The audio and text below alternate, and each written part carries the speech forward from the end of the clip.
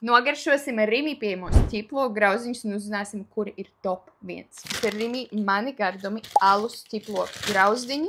Izskatās ļoti labi. Ir ļoti daudz ķiploku. Šie ir no saldskābu maizītes. Nav pārāk cieti, nav pārāk mīksti grauziņi, viņi ir kaut kur pa vidam. Šiem vērtējumā dod 8,5. Zeltenes grauzdiņi, lūk šādi. Uzreiz ievēroju, ka šie nav tik ķiplokaini. Un šie ir riktīgi kraukšķīgi, ja jums garšo grauzdiņi, kas ir ļoti cieti, tad jums ļoti patīk šie. Vērtēju uz 7. Ķiploku grauzdiņi, kas ir asie. Viņi ir ar sēkliņām.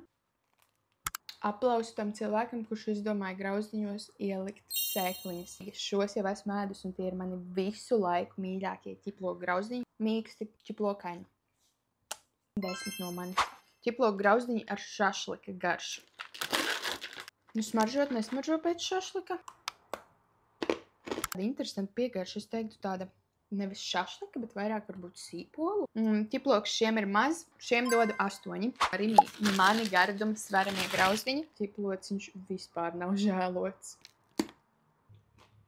Kraukšķīgāki nekā iepriekšēji. Man ļoti garšo ar melnā maizīte un ar tik daudz ķiploku. Stabilu 10.